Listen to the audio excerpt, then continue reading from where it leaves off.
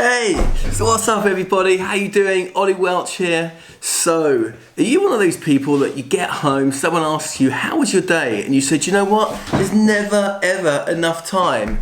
But there are things you can do to kind of manage your time so you focus clearly on the things that you need to focus on. This is what this vlog's all about. Time management, getting organised, focusing on the things you need to focus on and ditching the things you don't need. So roll the wheel. Here are my hot tips of how to organise and structure your day. Focus only on those things that move you forward and get you to where you want to be.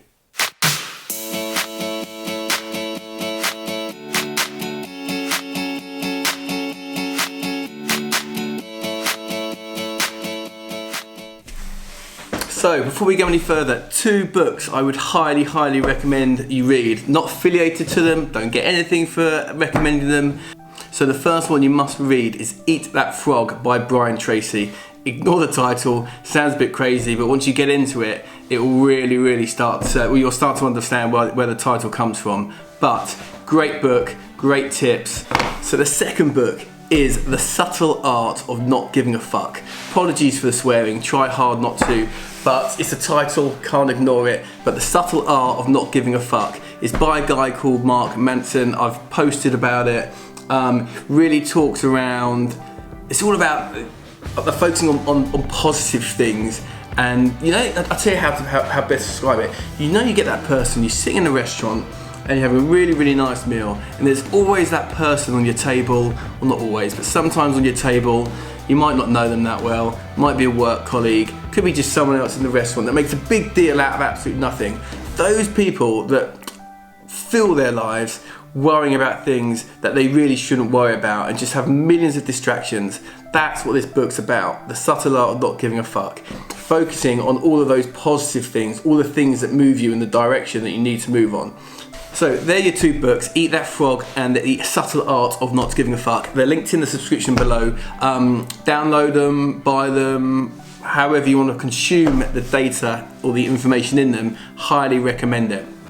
All of these books I read, I try, anything that I think kind of hits with me or strikes a tone with me, I try them out in real life. And one of them, which was from Eat That Frog, was a way to structure your day. And I'm actually pretty organised. I use Evernote, again, link below, definitely highly recommend using it to kind of organise all of your data and information and your to-do lists and your shopping lists and holiday lists, you name it. I might actually do a vlog just on Evernote alone because it's an absolutely brilliant app. Similar to Microsoft Notes, that kind of thing. But anyway, I structure my kind of to-do during the week anyway, so, but you know what it's like, you sometimes get these long lists and then you think, well, where do I start? This is what you do. First of all, you write out your list. And when I say write out your list, I mean your to-do list. Everything you want to do this week. Now, personally, I would break mine into work and personal. I think it's good to have them separated. And your wife will love you, or your husband will love you for having a personal to-do list, I'm sure. It shows you're engaged and interested, that kind of thing. Anyway, back to the point. So, first of all, you've got your to-do list. You might have 10 tasks on there. Do we know what good for you? My to-do list is usually around about 20-30 different tasks. Once you've got that task, you're going to break it into 5 different areas. The first one is going to be essentials. So when I say essentials, what do I mean by that? For me, to give you some context, so for me, this is everything I have to do first thing in the day when I get into work that moves me forward into the direction that I want to get to. To give you some other guidance, your boss would probably want you to do this. It's probably, could be if you're in sales, it is without doubt revenue generating. So it could be just first in the morning, look at your pipeline of business coming through. I would be spending a bit of effort every morning on that pipeline, trying to see how I can push it forward in some form or another to bring revenue closer to where it needs to be, which is in the company pocket. So number 1, absolute essentials, must do, and I'd actually recommend there should only really be 2 or 3. Any more than that, I've found it gets quite difficult because before you know it, you're into the afternoon. It can sometimes take a lot. If your essentials to do are very short, by all means have more. But number 1, essentials. Must do, get them done first thing, every morning, they're the most important things. 2, these are the things that I class that you should do. Okay, and when I say should do, what do I mean by that? There could be some mild consequences if you don't. Your boss will probably want you to do them that day, or you might need them to do them to push things forward or get your week moving. But they're not as important as your essentials. If you had to miss it, if it had to go on to the next day, it wouldn't be the end of the world. So your number 2 is the things you should do. Okay, number 1, essentials. Number 2, should do. 3 on your list. So number 3 is how to describe it? You're nice to do. I hate that word nice, but you're nice things to do. If you do them that day, if you've got time, so you come in the morning, it's Monday morning, you've hammered out your essentials, you've done your should do's, now let's do let's call it your nice to do. So when I say nice to do, what do I mean by that? Again, give you some context. Well, it's one of the things, it's moving towards your goal, but it's nowhere near as important as your essentials of number 1. It's not as important as your should do's, but it's still something that you need to do. There's probably maybe some less mild consequences or very little consequences if you don't do. So it's something you've got to do during that week. But you know what? If I don't get to it on Monday, doesn't matter. Don't get to it Tuesday, not the end of the world. But it is one of those things that I want to try and get in and get done. And it could be maybe for me, sometimes these nice to do things are things I'm doing on the train on the way to work, on the way back from work, or to and fro from a meeting, or I'm in a meeting or I'm on a conference call. You know, you need to be attending it, you need to be listening to the conference call and paying attention, but it's not important. You don't need to be on there or concentrating for the full hour. So you can slide in all of these little quick emails that need to go out, or these to-dos, or these organising. So number 3, nice to do's.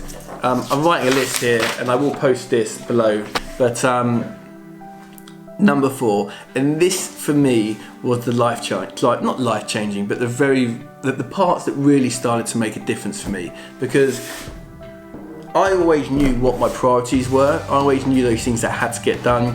I knew those things that should have got done, and I kind of knew the things that didn't really matter. But one thing I wasn't as good at, which is a really good thing, is delegation. And for me,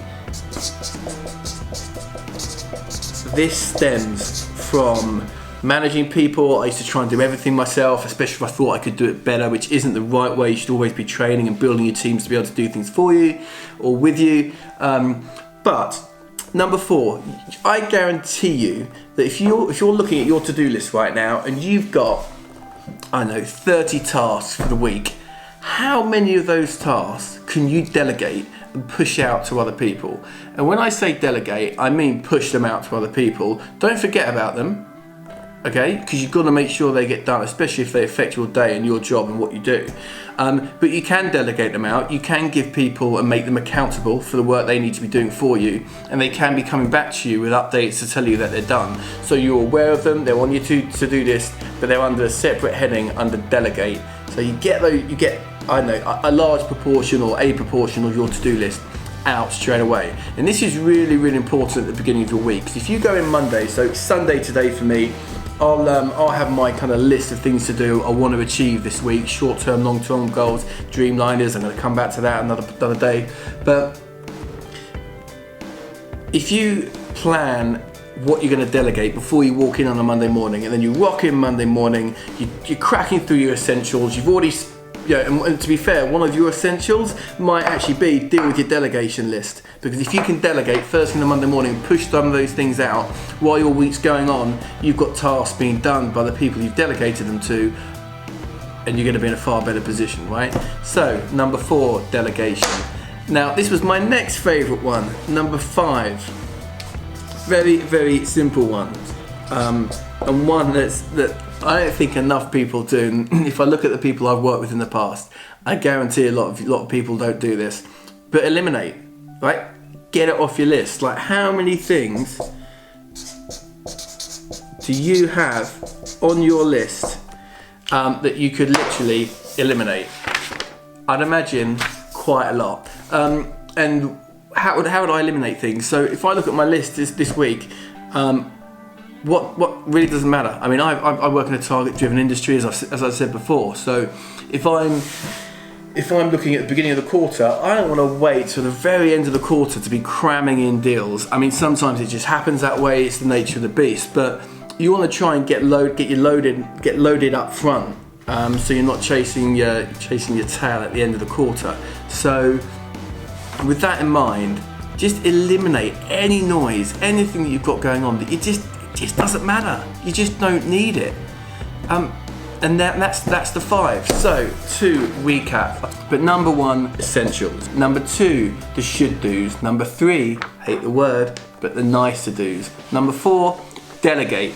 Get that list or get those tasks out to someone else. And number 5, eliminate those ones off your list. So the exercise is simple. It's Sunday, it's a fresh new quarter. Do something different this week. Try this. Read the 2 books below.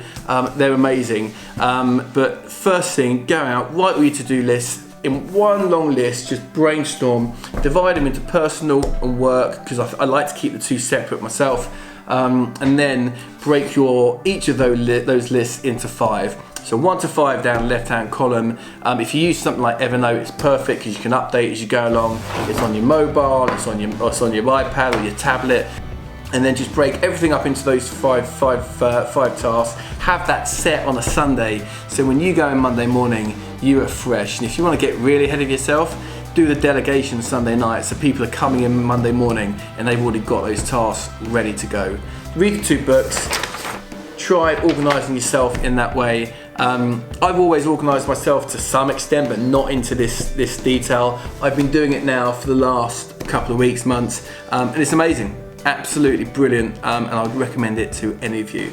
So there's my hot tips. Look out for the other vlogs coming up this week around goals, dreamliners. I'm going to share with you all my kit that I use for these vlogs. I thought it might be interesting, and I'm going to try and squeeze in a Q&A as well, because I've had a few questions from you guys out there, which I think some of you might be interested in hearing the answers to.